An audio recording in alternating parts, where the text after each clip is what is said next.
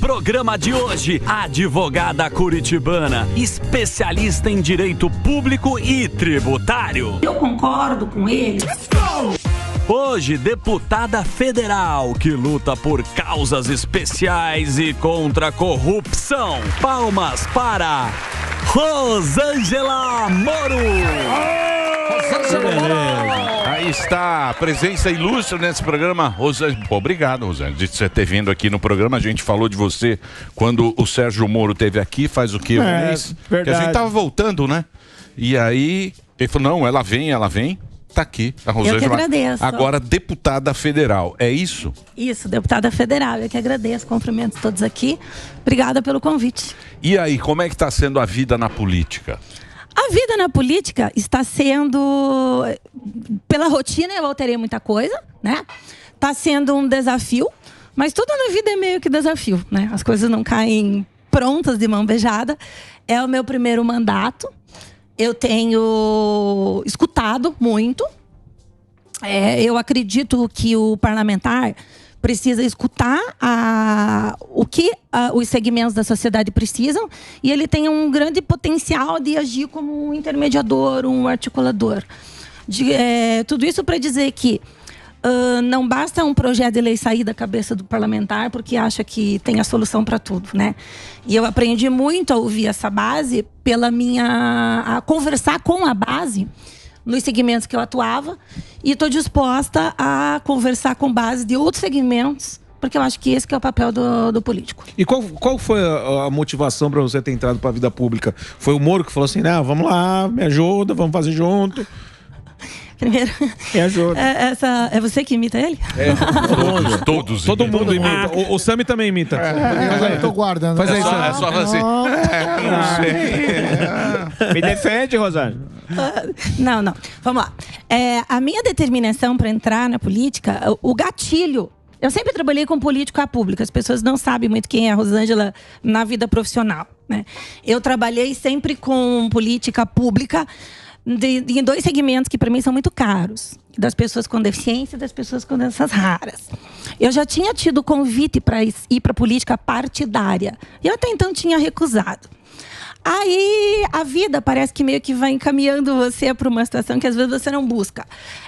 Eu vivi a Lava Jato de dentro da minha casa, e esse é um fator que a corrupção é um fator que me causa muita revolta nesse país. Quando no ano passado, né, nas eleições, o tribunal decidiu que Sérgio não poderia ser candidato pelo Estado de São Paulo, certo.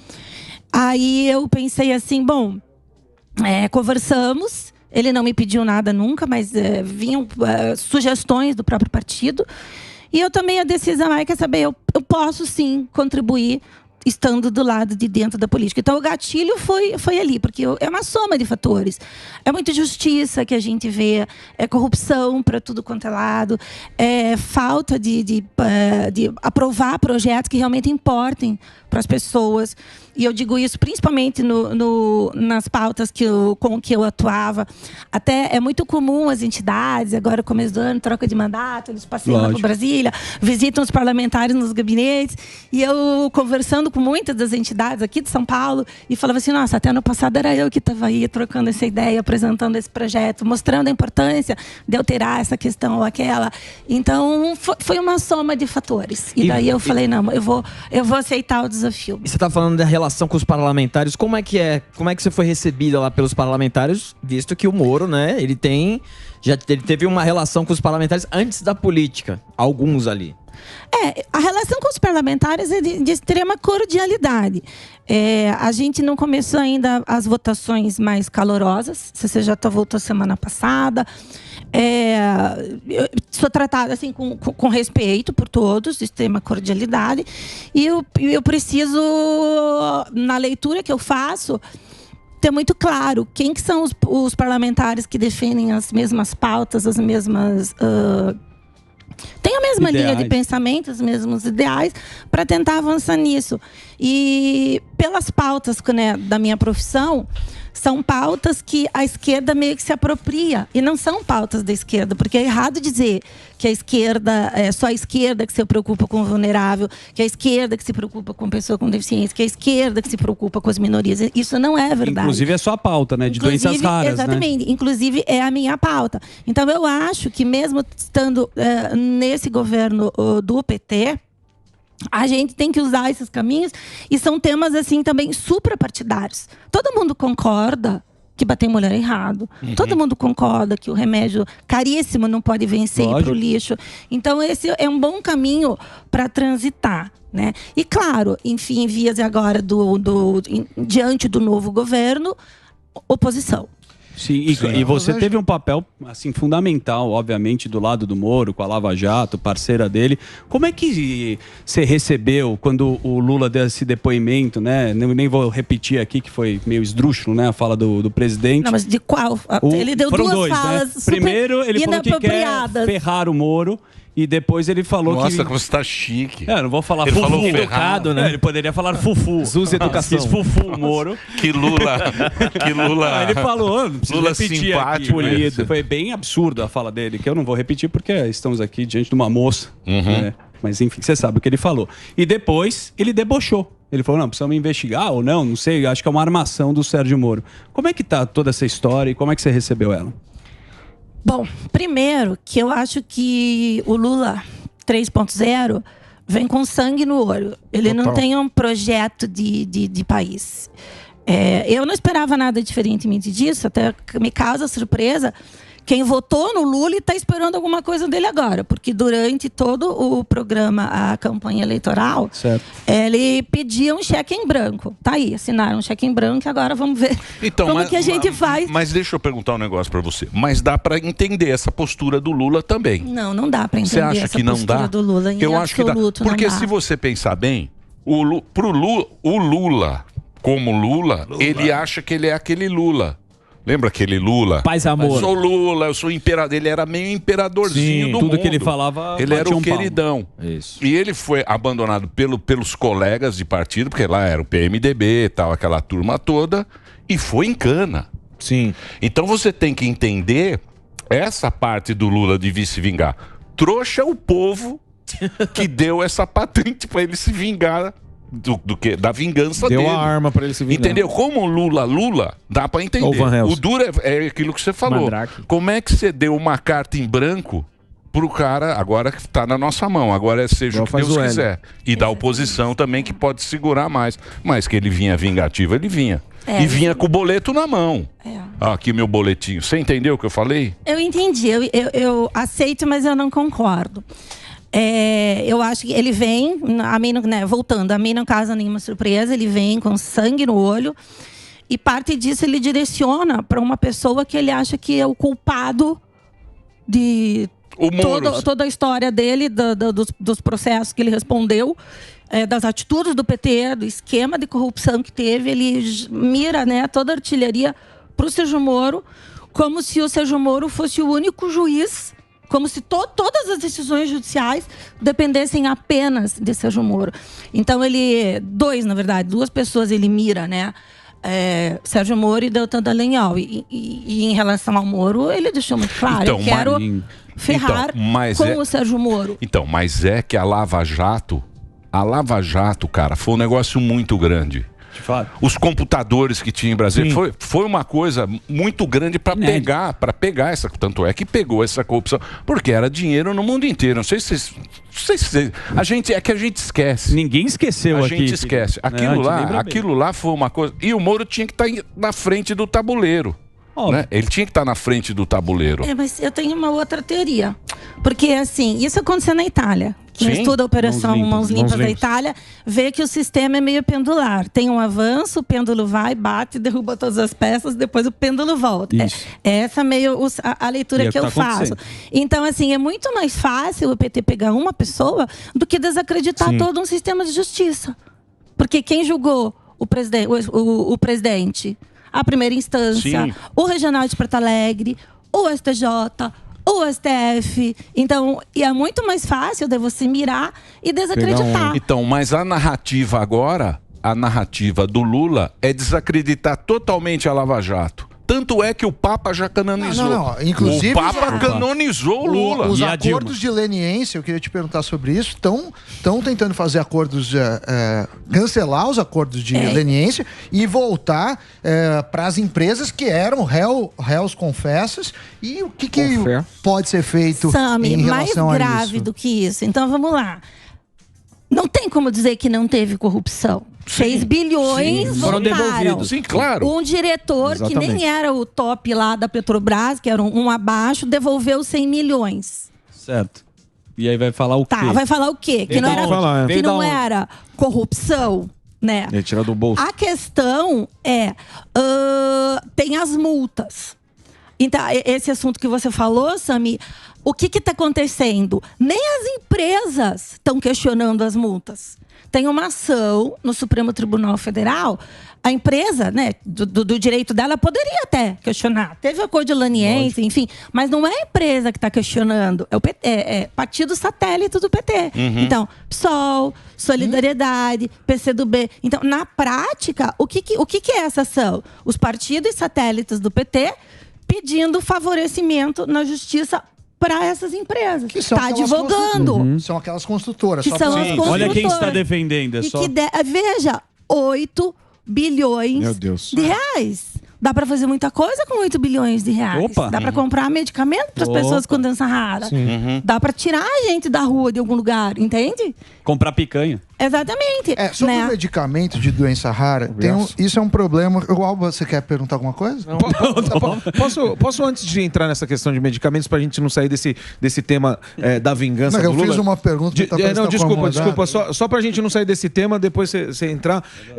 Você acha que vai parar por aí essa perseguição? Porque a senhora falou que o que eles querem é mirar desacreditar ele, tirar, seja como for. Você acha que essa perseguição acaba? E como foi a reação de vocês quando aconteceu todo aquele lance do PCC, das ameaças, do plano? Como que vocês agiram em casa? Qual foi o espanto? Olha, a profissão do Sérgio, como juiz, depois como ministro, e agora como senador, e a minha, é uma profissão que você, assim, sai da sua zona de conforto. E ele desagradou, ele pôs o dedo na ferida. Quando o ministro da Justiça, ele endureceu, através da portaria, regras desses presos perigosos dos presídios, né? Não dá pra falar criminoso, como é que é, senão você ainda paga dano moral pros criminosos. Os profissionais do crime. Isso. Né? Mais Né? profissionais do crime. Tem que cuidar com o que fala, porque tá tudo tão invertido. Hoje em dia tá tudo, os valores estão muito invertidos, então tem que medir as palavras. Como ele enrijeceu as normas, proibindo visita íntima, proibindo contato até com advogados, só pelo palatório, não de todos, de alguns, pelo palatório, monitorados. Por quê? Porque esse intercâmbio de informações, esse contato, servia para a continuidade delitiva fora do presídio, como a gente vê. Né? Muitos presos, mas que continuam arquitetando para a sociedade aqui. Exemplo maior é esse agora, que envolve a minha família. Como que a gente, então, desde sempre, desde a profissão dele, que sai da zona de conforto, a gente sabe que tem um risco. Agora, nessa proporção, foi realmente assustador. Ficamos bem, claro, assustados. Viver num nível de alerta máximo. Agora, o que também choca muito é a declaração do presidente da República. Dizer que é armação, e esse trabalho todo, que era a armação do Moro, como se fosse possível uma operação dessa envergadura sair da cabeça de alguém numa noite e no dia seguinte está todo mundo coordenado na rua. Não é assim que funciona. São anos de operação, meses de investigação. São quebras de sigilo. Muitas pessoas. São quebras, monitoramento. Sabe? Então, é desacreditar, é ofender Sérgio Moro, é debochar da cara de todo mundo. De uma família. Ô, Rosângela, e como é que vocês estão vivendo hoje? Com segurança? Porque, deve ser né? Eu te digo, Emílio, assim, ó, eu te digo assim, não é nenhum glamour viver com segurança, né? E eu espero e vocês certamente vão entender que para falar de segurança nesse momento eu não me sinto muito à vontade. Lógico. Eu só posso dizer que a gente tá com baita É meio esquema Pablo Escobar, de né? segurança. É meio filme, Colômbia, né? É meio Parece filme, Colômbia. exatamente. É meio vamos assim, ó, Colômbia. pra gente Não é brincadeira concluir. isso. O que é o importante de tudo isso? O que a gente tem que ter no radar? Aconteceu com a gente, pode acontecer no futuro. Então, o que precisa? Precisa dar segurança jurídica para as pessoas que nas suas funções públicas vão trabalhar enfrentando o crime organizado. Agora, vamos lá. Por exemplo, não pode prender político poderoso ou gente poderosa por corrupção, porque daí é o juiz que vira Sim. o bandido. Certo. O outro lá, o Bretas, afastado. O Deltan também, todo dia é alvo de coisa. Aí você não pode prender o bandido. E desculpe, se crime organizado, se a sociedade não se une contra o crime organizado, então daí tá tudo errado, né? Mas você não acha que já está dominado? Não tá dominado. Olha, meu Tem alto. trabalho para fazer. Tem trabalho para fazer. Sei Tem não, que hein? enrijecer. Não, tem que Não sei enrijecer. não, hein? E como que vai enrijecer? Você tem que dar proteção para essas pessoas, inclusive para depois, quando sai do Lógico. Sérgio saiu do Do Senado Ministério da Político. Justiça. A regra do jogo, eu não sei se já mudaram mas a regra do jogo era assim: o ministro sai, ele tem ali uma quarentena de 6 meses, que ele não pode trabalhar, ele faz jus à remuneração do cargo, porque afinal de contas, às vezes é um cargo de ministro, e tem ali alguma proteção. Quando acaba isso, é o cara com ele mesmo. Fica avulso. Fica avulso. Tá? E eu falo que a gente tem que enrijecer essa legislação, e não para proteger Sérgio. Sérgio não vai mais ser alcançado, porque a legislação não volta. É daqui para frente. Não é para proteger Sérgio, que não é ministro. Tá? Mas hoje a gente tem um ministro, amanhã pode ter outro. E o que todo mundo tem que prestar atenção é: nossos filhos podem ser os próximos Sim. ministros, nossos netos podem ser os próximos Quem vai ministros. querer entrar nessa? E quem que vai ter coragem de enfrentar? Porque não tem como negociar com crime organizado. Com bandido, Então, mas você não às vezes eu negocia. acho que é tudo Você aplica a lei. Isso eu acho que é tudo Pô, vai pro Rio de Janeiro. O Rio de Janeiro é inteiro dominado. Ninguém entra ali. É igual as Farc lá. Ninguém entra. Não entra. Só O cara mais ou domina. menos. Tem quem manda. Só o Flávio Dino que entrou lá. Tem o crime organizado e tem lá os outros lá que são Tá, as mas outras daí, então, facções. Não, Da tem- onde que entra a droga? Não, entra pelos portos, entra. Vamos Então, mas o privatizar. negócio é de bilhões. Boa. Mas não é Aí, privatizar. Que tem É aí bilhão. Não, sim, mas é, É um começo. business de Ela bilhão. tá É falando é que business. precisa aplicar a lei, que é Sei a única ferramenta que a gente tem que não está sendo programas aplicada. do Ministério, a gente tem muita fronteira. Ou seja, tem que ouvir, né? E volta aqui, não é da cabeça da Rosângela que vai sair. Tem que pôr os entendidos em segurança pública, os especialistas, e tem que ter lei, tem que aplicar a lei. O problema é que no Brasil, toda lei que você quer aplicar, né? Ah, não, mas eu excetuo aqui, eu excetuo ali. Exato. Porque Aí não vive num soltaram o regime André do de Rap. exceção. André do Rap. Aí vive O André num do regime Rap. de exceção. O André do Rap era o maior, era o cara do PCC. Soltaram ele, sumiu. Paciência. Tá solto, Mas tá se o crime é organizado, ele Só não fazer um força. break. Claro. Só um segundinho. Chegou agora. Chegou Só um agora. segundo. Chegou agora, correndo, já, esbaforido. Chegou É que agora eu sou muito calceirando o sincero, hein? ministro. Olha o Delário. O Delário só quer break lá. Você pegou carona? Quem? O Samuca. Samuca. Dirigiu rapidinho? Samuca Um grande trouxe. abraço, pessoal. Deixa eu só fazer um break. A gente continua aqui com o papo, tá muito bom. A deputada federal, Rosângela Moro, está aqui com a gente. Tem as redes sociais. Ah lá, ó, Rosângela W. Moro. É isso? Rosângela W. Isso Moro, que é o Instagram dela. A gente vai fazer um break só pro Reginaldo, mas continua o papo aqui nas plataformas da Jovem Pan. Vai lá, Rerê. Pom. Rerê É polêmica. bom demais. É pergunta polêmica. Eu acho que tá dominado. Eu então, também é acho. nesse assunto. Se Tudo o vai crime- ficar essa... Mas se o crime é organizado, deputada, você não acha que eles formam policiais, formam advogados, formam juristas, formam políticos? O crime, ele não forma esse tipo de pessoa até para defendê-los? Eles pagam faculdade para todo mundo e formam esse tipo de profissional? Veja, a gente precisa, para combater crime, a gente precisa de instituições independentes, autônomas e fortalecidas, né?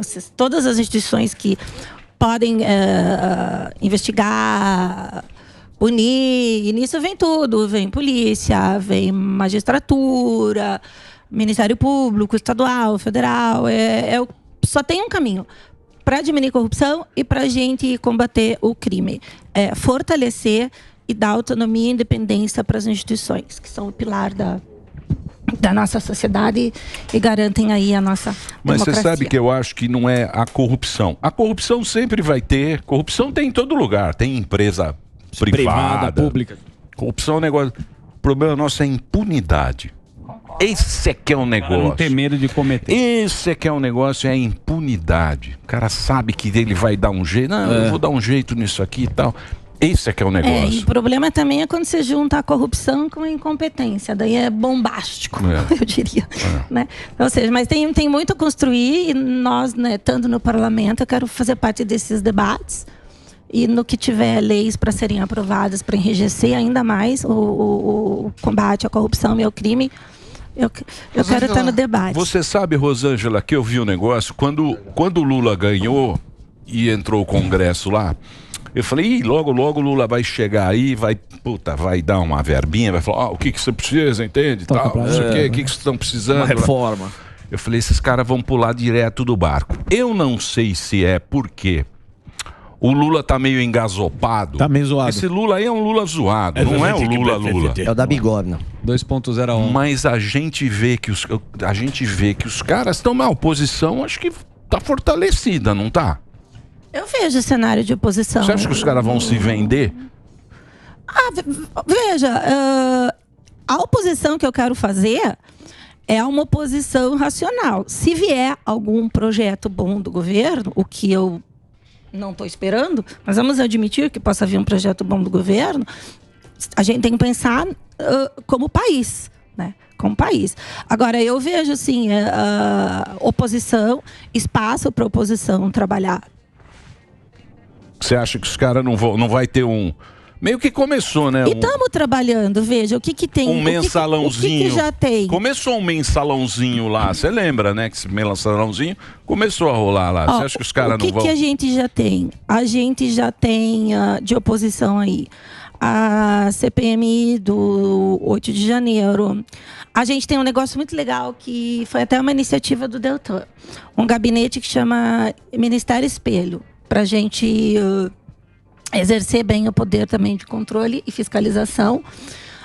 Um grupo de deputados, no qual eu me incluo, a gente, pela pauta da afinidade temática de trabalho, cada um foca em um ministério, para a gente dividir, e fica ali acompanhando de perto, né, toda a evolução, os atos praticados pelo ministro, seus gabinetes e tal, no sentido de ver efetividade, eficiência, até propor algum ajuste, alguma melhoria, e também no sentido de fiscalizar.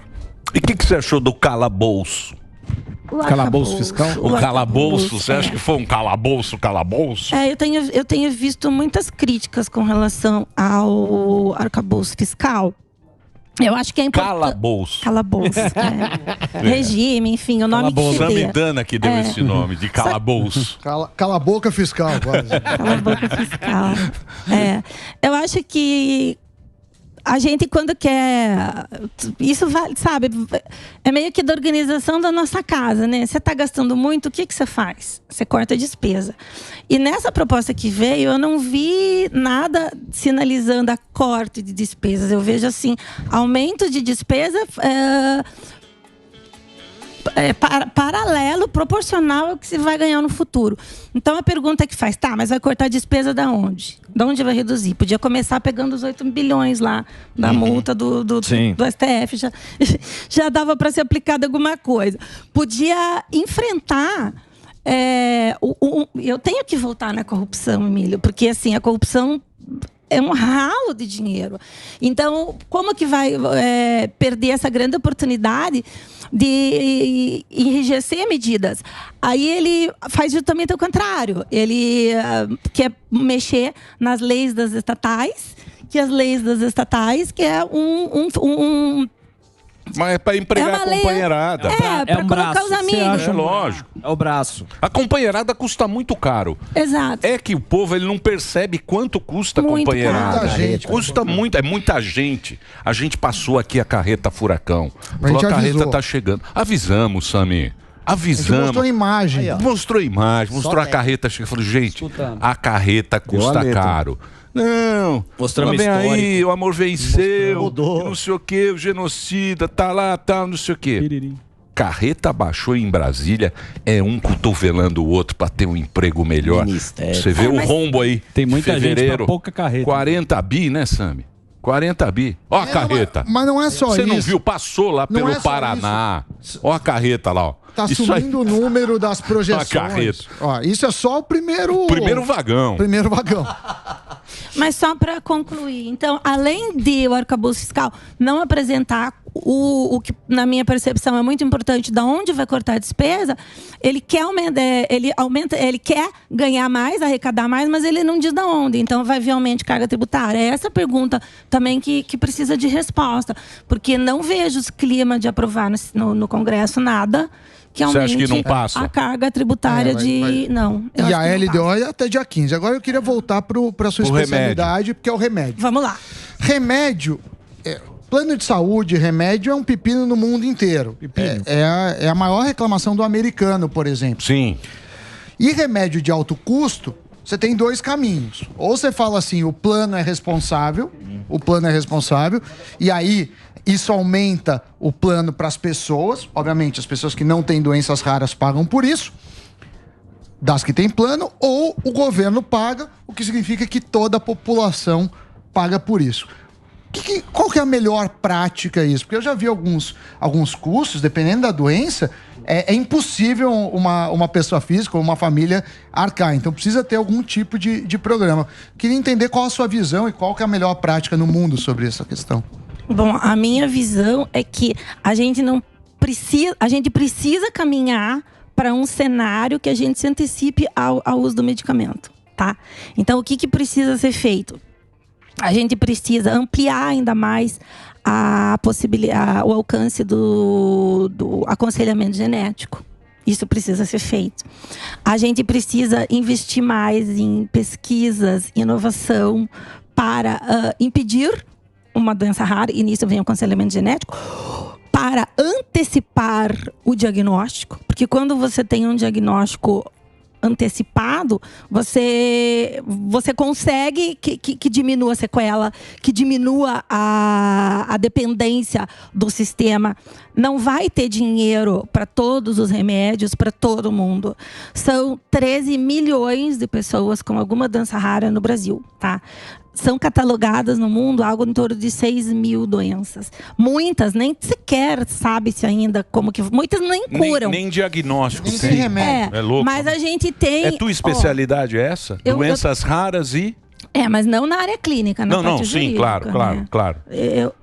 A minha formação é de especialização então, mas acadêmica é em direito público. E eu atuei muito com essas entidades para implementar a política pública, né, que é o direito público, de raras e pessoas com deficiência. É a pauta dela. A sua pauta é essa aí. Isso. Então, respondendo, Sami, e eu já apresentei um projeto de lei que eu acho bem importante, porque a gente tem uma dificuldade aqui no Brasil, assim, a gente tem a Anvisa, e a gente tem que dar todo o crédito para a Anvisa, porque a Anvisa tem que dizer da segurança daquele medicamento. Só que nem tudo que é aprovado na Anvisa, ele também é incorporado no SUS. Então, tem muita coisa que pode ser feita sem a gente ainda colocar mais dinheiro no orçamento para gastar mais em mais remédios. Primeiro, os que já tem não pode vencer, não pode ir para o lixo. E a cada vacina aí tá vencendo. A gente vê, né, remédios indo para o lixo. E um projeto de lei que eu já apresentei é que quem vai decidir o que o SUS vai dar ou não é um órgão que chama Conitec. Esse órgão da Conitec, eu vejo um enorme conflito de interesse nele. Porque a gente está falando de ciência, a gente está falando de um protocolo. O que a Conitec vai dizer? Se ela falar para você que a dor de estômago tem que ser tratada com remédio X, em tal dose, tal posologia, respeitando sua massa muscular e por quanto tempo, isso é um protocolo. Ela vai definir esse protocolo. E quem está definindo esse protocolo é um órgão hoje de composição majoritariamente política. O que não está certo. A gente precisa ter, pelo menos, geneticista lá dentro. Agora eu te pergunto, quantos geneticistas você acha que tem no país? Não deve ser muito, não. Dá um número. Não tenho ideia. 1%. Alguém dá um palpite? Eu conheço muitos, mas deve ser muito enviesado. 100. não passa de 400. E a genética é super importante. 80% das doenças raras vem de causa genética. Sim. Então, como é que a gente... Eu sei, é verdade, não tem remédio para todo mundo, mas o que dá para fazer? Primeiro, capacitar toda a porta de entrada do SUS. Ah, mas você quer que ela estude 6 mil doenças? Não! Deixa no seu radar que tem doença rara. Tem que fazer o teste. Prevenção. Exatamente. O aconselhamento genético. Agora, o programa Mais Médicos também. Apresentei uma emenda lá no projeto. Para quê? Para que quando a porta de entrada do SUS é a atenção básica, né? Para quando estiver lá, esses profissionais tenham uma capacitação para justamente isso, deixar SUS é o seguinte, se você cair aqui na Paulista, pá!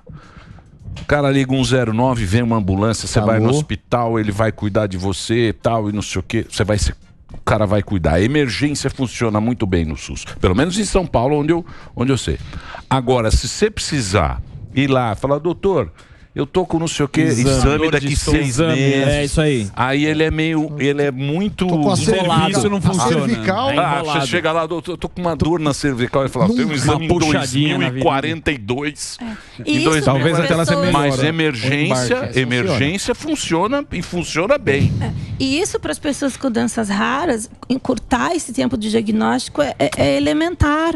E acontece bem isso. E doença rara, a gente tem que entender que tem que ser multidisciplinar. Você tem que ter um neuro, um fono, você tem que ter várias especialidades médicas avaliando e depois para poder indicar qual que é o melhor tratamento. A gente tem que pegar uma ala comum. Agora, veja, é do nosso interesse, tem que ser avançar na ciência, avançar na questão da terapia gênica, que você vai lá, né, no cerne da desordem genética, e é possível corrigir, investimento Agora, a longo prazo é um investimento, e vamos pensar a longo prazo, você tira essas pessoas da dependência do sistema, você tira essas pessoas, e é a pessoa com doença rara que é cuidada por alguém. Em 78% dos casos é a mãe.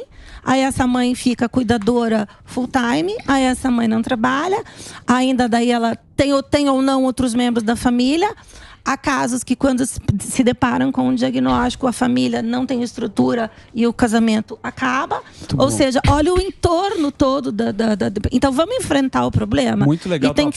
E tem que ser consciência e tecnologia. Por isso, eu já tinha as assinaturas há mais tempo, mas eu gosto de anunciar a coisa quando tem um pouquinho mais de corpo. Show. Eu consegui as assinaturas de 198 parlamentares, deputados e senadores, e vamos agora para a frente parlamentar de inovação e tecnologia em pesquisa para doença rara. Porque eu quero focar exatamente nisso. O que a gente pode fazer para tornar o solo mais fértil para as pesquisas, tirando as amarras, porque até acredite se quiser ou não, tem normas da Anvisa que permitem que se interrompa a pesquisa, ainda que ela não venha virar medicamento, o que me parece errado. Sim. Deixa primeiro pesquisar, ver a efetividade. Que ninguém dá valor, né? Depois a gente vê em que molde vai estar, porque senão a gente emperra, né, patina não avança. Então, essa frente, para mim, é muito cara. Eu vou dedicar muito tempo do meu mandato nesse tema. E por ser frente parlamentar ampla, contar com ampla discussão. De novo, não vou tirar da minha cachola. Vamos trazer a universidade, os laboratórios. Mas você não acha Anvisa. que isso aí, Brasil não. Eu acho que isso aí não. Tem que ter uma iniciativa mesmo. Você vê, o Brasil tinha vacina. Tinha vacina, tinha medicamento. Aí, em um determinado momento, eu não sei quem foi o presidente, não sei que momento político foi falar: vamos parar com esse negócio. Hoje em dia é tudo Índia e China. Hoje em dia, para você fazer qualquer coisa aqui, você tem que importar da Índia, né, ou da China. Não faz mais nada no Brasil. Os insumos. Agora começou aí, teve o Covid, vamos voltar a vacina. Podia ter tudo isso aqui no Brasil. Tinha isso aqui no Brasil. Tinha tecnologia. Tinha estrutura. Acabou esse negócio. Mas por isso que o projeto Emílio, é importante. você tá muito pessimista. Vamos fazer Mas Mas é normal. Normal. Não tinha aqui no Brasil. O Brasil tinha. Ele tinha esses medicamentos para fazer aqui no Brasil. Mas tem que partir de algum lugar, né, meu? Senão, aquele projeto dela é incentivo. Compra do chinês. Não é comprar do chinês. Pronto. Se você não colocar o dinheiro para isso, Você não sabe como é caro um painel pra você fazer um bicho, negócio de sangue pra Não, ver eu sei que é caro. É caríssimo e muitas vezes as pessoas não fazem o sei que é tratamento caro. porque não tem a pesquisa do que ela tá falando. Mas aí e você vê- abandonam o paciente. Você vê Campinas aqui, tem essa Unicamp, porra, é um puta centro, mas não tem dinheiro. É um puta centro de pesquisa. Porque o Brasil tem o centro de pesquisa, mas não tem vontade política. E sem vontade política, nada vira. Não tem vontade política Não, mas nenhuma. tem no relatório da subcomissão de doenças raras que os parlamentares encerraram foi feito na legislatura passada, né? Tem um dispositivo lá sugerindo a inclusão de garantia de investimento nesse segmento. E a gente também está trabalhando nisso. Tem o que ser feito. Tem o que ser feito.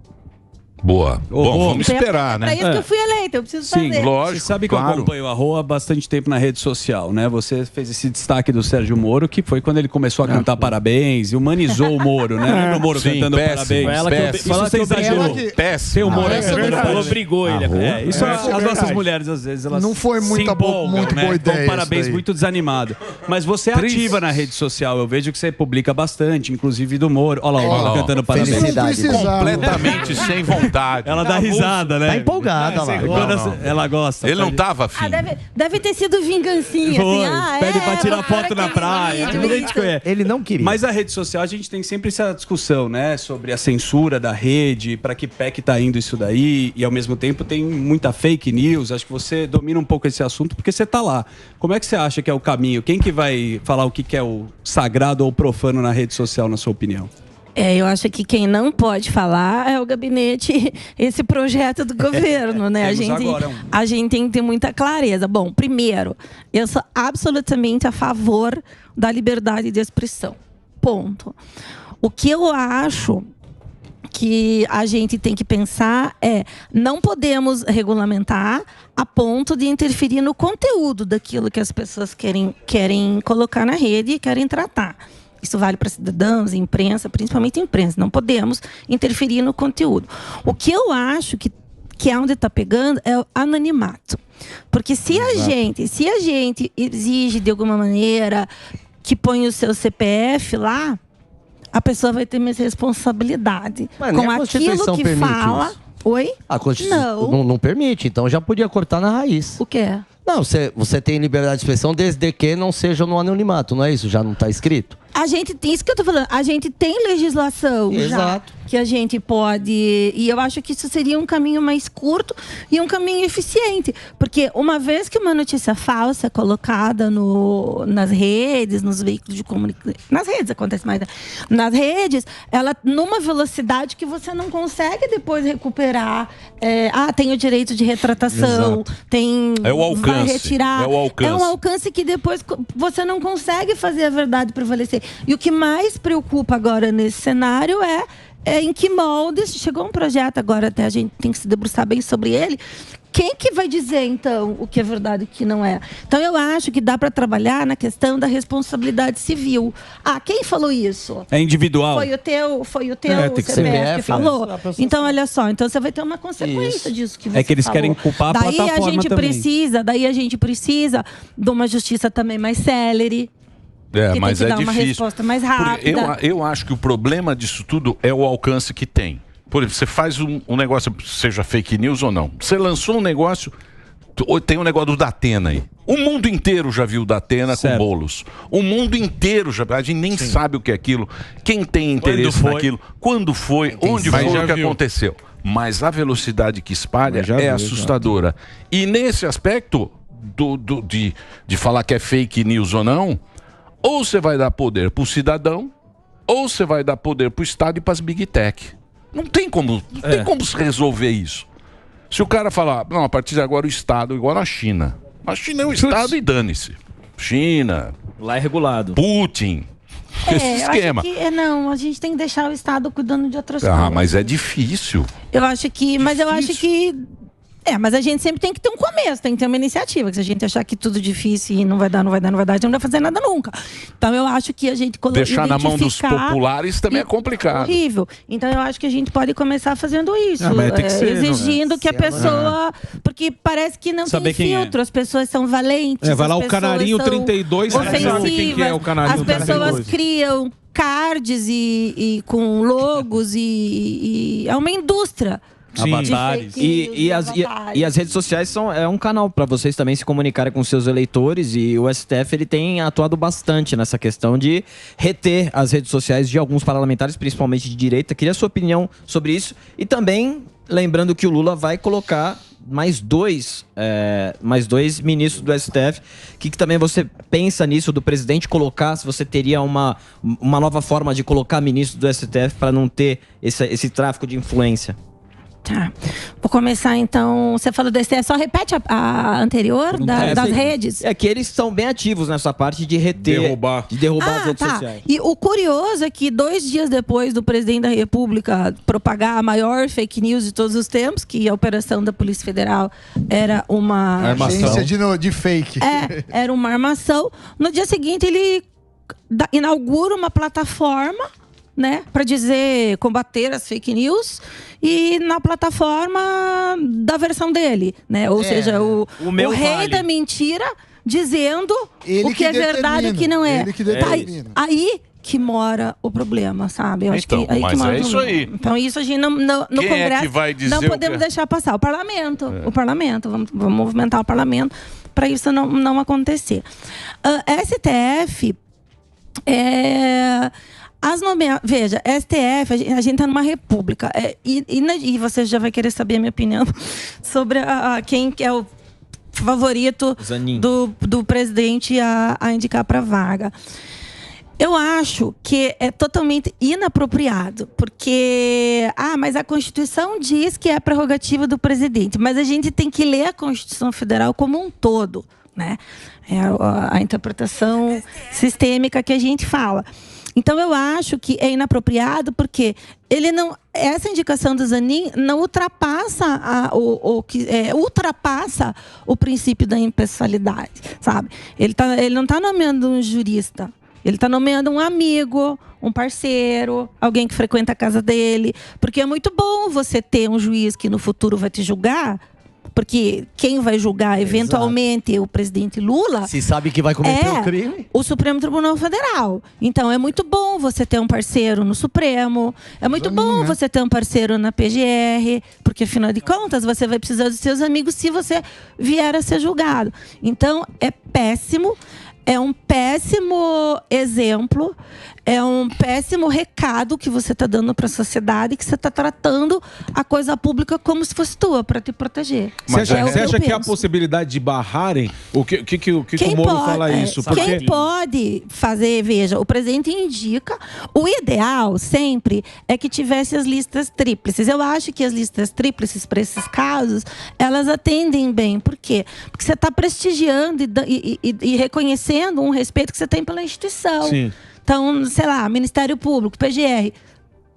Os próprios pares têm condições de dizer quem são. Não indica um, indica 3. Aí o presidente da República, dentre aquela lista, escolhe um. O Bolsonaro inovou, porque até então a escolha tinha sido assim. Eu, particularmente, discordo da ideia de nomear qualquer governo que seja, qualquer presidente que seja. Eu acho que é uma questão de respeito às instituições. Sim. E você afasta qualquer discussão sobre a pessoalidade. Mas o Zanin manja, né? Eu não sei se o Zanin manja. O Zanin manja. Eu acho que tem excelentes... mas independente tecnicamente é bom. Independente de manjar ou não, Ué, mas eu acho não é. A questão é colocar o Morgado no meu STF. Morgado. Não dá. Colocar o Morgado no meu STF. Independente de manjar. Pode ser o rei da... E você sabe que na história... O rei do direito, mas não dá, não mas pode. Você vai pôr alguém que pense igual a você. Na história do Senado, se eu não estou errada, uma vez... o Senado barrou uma indicação. Mas em 1890. É difícil. Né? Então eu acho que o Senado tem um importante papel. E, de novo, o que as pessoas têm que ter em mente é: todo mundo se preocupa em quem vai votar para presidente e quem vai votar para governo. Olha situações como essa. A gente tem um Senado fortalecido, um Congresso, a Câmara também fortalecida. Tem muito sistema de freio, de contrapeso que a gente pode atuar dentro do parlamento, né? Então, eu não sei como o Senado vai se comportar, eu não sei se essa indicação vai se concretizar, mas, na minha opinião, é uma escolha muito inapropriada e contrária à Constituição, para falar o mínimo. E essa CPI do 8 de janeiro? Vai ou não vai? Eu assinei a CPI do 8 de janeiro, tenho o número de assinatura já. Aí me parece que a presidência da casa, é um ato vinculado, vai ter que instaurar a CPI. Né? Então, mas disse que ele vai pegar uma carona pra China, e se ele for pra China, nada acontece. Ele vai estar lá em Beijing. Beijing, tchau, tchau. De todo modo, eu assinei e a minha posição é sempre a mesma. Acho que assim, tem que investigar, gente. Tem que investigar. A gente não tem bola de cristal, tem que investigar, né? A surpresa, assim, o que eu acho é que, por exemplo, eu comparo lá com o 6 de janeiro de Trump. Eu tava 6 de janeiro lá. Caramba. Em Washington. Mas eu não tava lá no Congresso. Não no Capitólio. Vamos ver as imagens. Mas você acredita que a gente vai ter alguma surpresa que nem teve no 6 de janeiro de lá? Que o invasor parece que foi guiado pela polícia, parece que não foi uma invasão eu acho que assim. A gente tem que trabalhar com os fatos que a gente tem hoje, né? Vamos trabalhar com o que se tem. A gente fica... mas só fazer uma... A gente tava num hotel do lado da Casa Branca. Caramba. E a gente começou a ver uma movimentação. A gente tava lá porque tava de mudança, né? Aí tava instalado num hotel ainda e a gente tava ali. Começou a ver uma movimentação nos dias antes. E a gente pensou assim, turistando lá, pensou assim, deve ser por causa da posse do presidente. Lógico. Do presidente Joe Biden, que era ali pro dia 20 e tantos de janeiro. E no fim, daí a gente foi perguntar para uns agentes ali o que estava acontecendo, porque daquela movimentação. E de repente o hotel que a gente estava ficou tomado dos manifestantes. E daí a gente ficou sabendo que ia ter lá uma manifestação contra lá o resultado das eleições. A gente não sabia, obviamente, que ia ser aquela proporção. Mas a gente estava exatamente lá, toque de recolher e tudo, todo mundo trancado no hotel. Foi muito tenso. E é errado, né? O que é preciso que se diga é atos de violência são errados. Eu, então, assinei, mas para concluir, então 6 de janeiro lá aconteceu, o presidente ainda era o Trump. Dia 8 de janeiro aconteceu aqui, o presidente já era o Lula há 8 dias. Então as perguntas que precisam de resposta e que as investigações vão dizer, né? Não posso dizer o que eu acho, vamos esperar as investigações, mas já tinha também um tempo de transição, não deu tempo de pensar na... Mas você acha que vai rolar? A CPI? Eu não tenho como... Eu acho que não. Eu acho que tem uma pressão da oposição. Era pra ter rolado. Eu acho que não. Se fosse vamos aguardar aí. Eu acho que não vai deveria rolar. Eles vão fazer do MST. Para dar uma... equilibrado. Cala a boquinha, né? Mas é uma CPI que incomoda, porque o presidente estava lá, né? Sim. Tentando que parlamentares tirassem a mas teve uma galera que tirou, viu? Do documento. Mas era para tirar mais. Imagina o quê? Porque mas não lógico, interessa. CPI não interessa para governo. Pior coisa que existe pra tirar mais. Atrasa a vida, pô. Fica lá 6 meses. É um breakzinho? É bom só que um breakzinho, Dedê. É uma fonte de desgaste político. Isso, um breakzinho. Estamos aqui com a Rosângela Moro. O Instagram dela, uma simpatia, hein? Muito. Uma simpatia, tá conversando, batendo um papo com a gente. Rosângela W. Moro. E o Twitter, Rosângela Moro SF. O break do Reginaldo. E a gente continua aqui nas redes.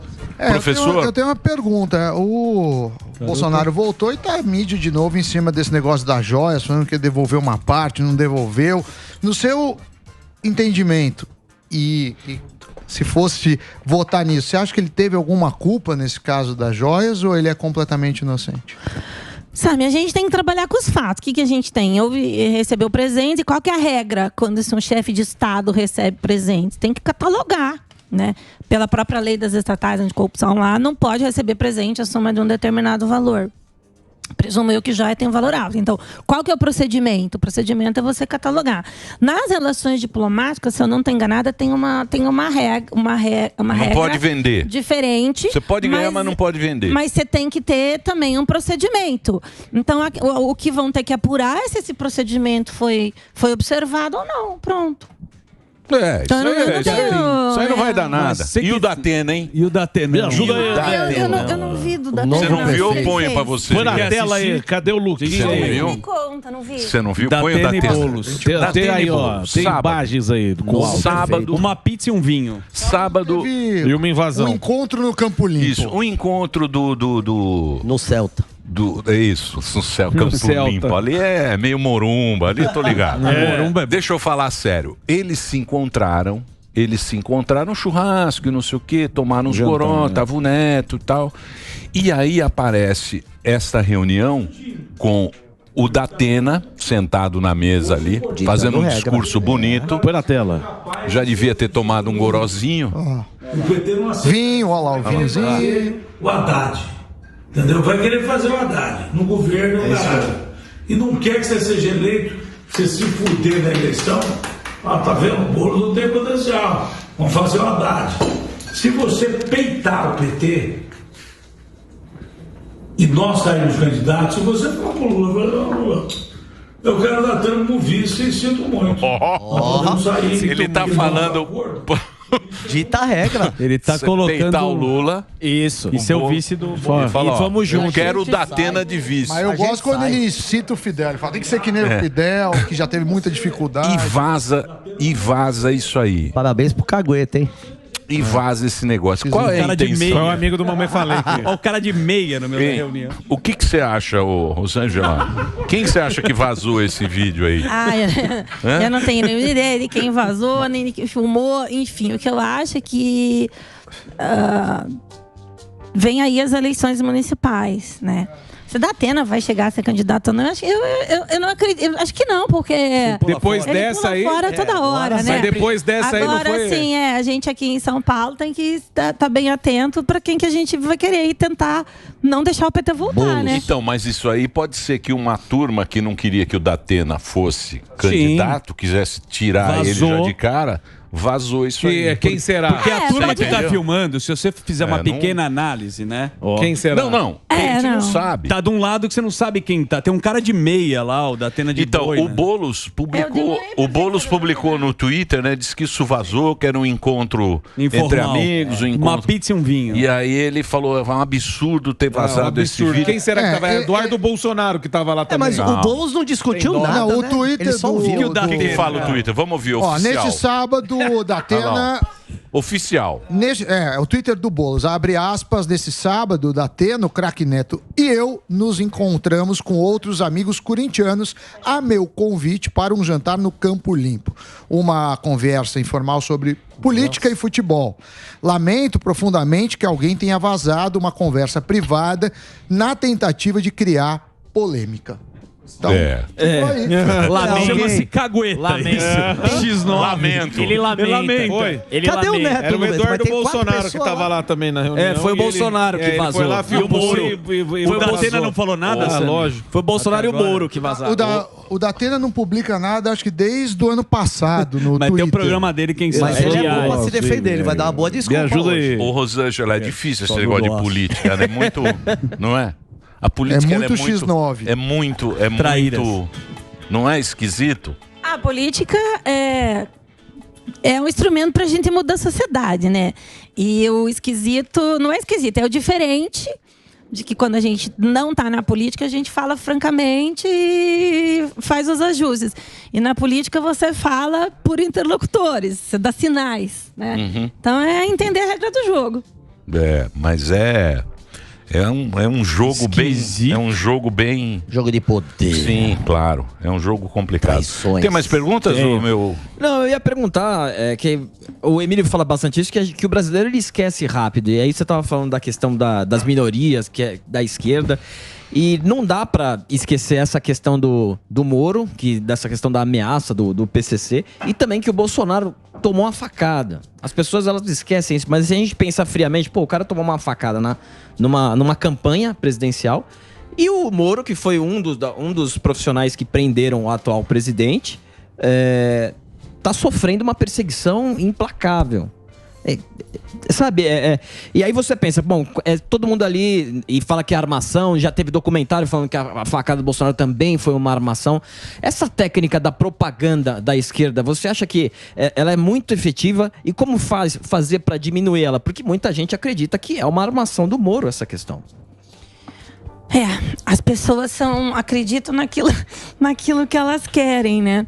A gente tem que de novo, volto. A pessoa tem que ver a digital de quem propaga a mentira, Quando a gente vê que quem está propagando mentira, o presidente da República, o Lula, da armação, toma uma dimensão muito maior, porque ele é um chefe de Estado, e dele se espera respeito às instituições e respeito aos cidadãos pelos quais ele foi eleito, né? Essa conversa, vou governar para todo mundo. Então, o presidente Lula tem que começar a falar assim, vou governar para todo mundo, menos para o Moro.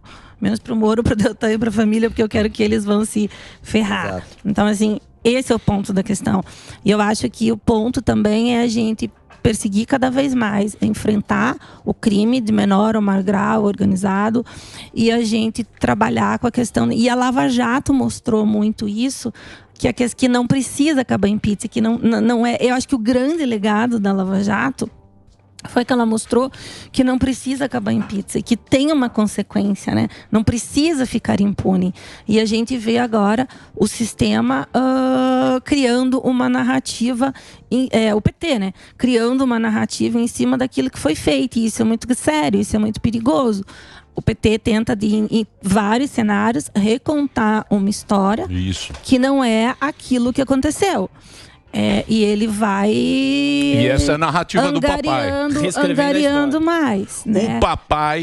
O papai vai contar essa história. Diz que agora a narrativa. Biografia dele saiu aí na imprensa. Diz que agora é o seguinte: vai recontar a história da Lava Jato.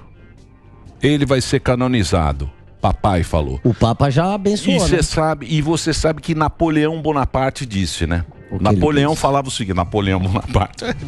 Menino serelepe, né? Ele falava o seguinte: a história é um conjunto de mentiras que todos contam. Pronto. Então, na história, se a narrativa de papai colar, na história vai ficar isso, porque todo mundo vai contar essa história.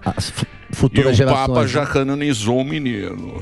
Está canonizado. Santo Luís. Mas dá um medo absurdo. Meu amigo. O Alba falou da facada. A vida não é fácil, não. Se o homem que tentou matar o candidato à presidência, ele deram a entrada dele lá na Câmara, não sei o que lá. Se nem isso descobriram quem é que foi, dá um medo danado. E eu me coloco no lugar de vocês. A coisa é muito gigante. A maldade, a manipulação com a bandidagem está acima do que até eu acho que vocês mesmos suspeitam, não, deputado? Eu posso falar desse caso que aconteceu, né? Sendo pessoalmente vítima, minha família, é assustador. Eu vi aquela reportagem do Fantástico e porque a gente é do ser humano, tipo assim, não, nunca vai acontecer comigo. Não, nunca vai acontecer comigo. De repente, conforme eu não tenho acesso às investigações, né? A gente soube porque na condição de vítima, olha, vocês vão precisar andar com uma proteção. Então, depois eu li o que estava no processo, o processo é público, mas ali parece que a ficha cai mesmo quando eu vi aquela reportagem no Fantástico, mostrando o bairro, mostrando o prédio, mostrando o local de votação, mostrando os imóveis que os criminosos alugaram, mostrando que tinha parede cavada que podia ser para um cativeiro ou para qualquer outra coisa, ou para guardar alguma coisa, sabe? Então, assim, aquilo choca. Aquilo choca e eu não desejo para ninguém. Agora, medo, eu não gosto de usar a palavra medo em nada na minha vida, parece que o medo assim te paralisa. Claro, é alerta e isso nos motiva ainda mais a trabalhar dentro do parlamento para deixar um país melhor aqui, para seja lá quem for. Eu já tive a oportunidade de morar fora. Vocês iam morar fora? Não, a gente não só ia, a gente foi. Eu já tive a oportunidade de morar fora. E vou te falar uma coisinha. Por mais que você more num país, numa região, tudo lindo, tudo que parece que você tá numa cena de filme e de férias, a questão é tipo assim, você não tem uma sensação de pertencimento, seja lá onde você estiver. Nem com as pessoas de lá. Não, por mais que tudo corra bem, pessoas agradáveis, tudo lindo, tudo funciona, o esquilinho pula no seu jardim, parece que você tá num filme. Mas você não tem uma sensação de pertencimento. E daí, tipo, se eu, na minha voz, puder canalizar tudo isso naquilo que eu acredito, e me unir a Moro, a Deltan e tantos outros colegas parlamentares para fazer uma diferença no nosso país, eu tô disposta a fazer. Você podia estar lá em Miami. Miami não, mas podia estar em algum lugar, sabe? Tá em Orlando aí. Mas a gente, como sociedade, não pode admitir uma autoridade ser ameaçada por crime. Pânico. A gente, Sim, como então, sociedade, como sociedade, a gente não pode admitir A gente não pode, isso. Não gente, pode isso não admitir é isso. normal. Isso aí não pode, senão vira lá o Colômbia. Exato. Aí vira Colômbia. Aí é Netflix. Aí, beleza. Aí é o Pablo Escobar. Aí já era. Beleza, Aí já era. Aí já Polícia era. apanhou na cara, não. Olha, eu Crime queria... é a lei. O crime é a lei. muito Rosângela, agradável. muito obrigado por você ter vindo. Você é muito simpática, muito bacana. Mas não faz mais o negócio do parabéns. Por favor. Não, faz de novo. Mas é legal. Nem foto de Não sunga é, do Moro. Não, faz Mas é que às com ele de vezes eu tenho. regata. Sabe aquela coisa de tipo assim, uma vingancinha. Loucura de ali, ó. amor. É Ela uma manda no Moro. vingancinha. Manda o Celta de loucura de amor, aquele Celta de loucura de manda um amor. telegrama falado. Mas eu postei tantas outras Aqueles coisas. Mickey. boas. Boa. Fala pra ele fazer outro. Ó, deixa eu passar o Instagram. Pode rodar o Instagram aqui da Rosângela. Tá aí, ó, pra você. Vai lá, Dedê. A Rosângela é Rosângela W. Moro. Rosângela W. Moro. O Twitter é Rosângela Moro SF. A SP. SF. SF? SP? Eu acho que é SP. É que tá cortadinho. É de São ali. Paulo, é. Então, SP de São Paulo. Twitter, Tá cortadinho ali. Ela fica no Twitter? Eu acho que é mais Instagram, né? Mais foto, olha lá. Ó. É, isso aí, ó. Dia Rosângela primeiro, Moura dia da SP. mentira. Puto, que veio de meme do Lula no dia da Opa, mentira. mas Que eu bombardeado. recebi, que mais? Tá aí ela no parlamento, conversando com todo mundo, a nossa convidada de hoje.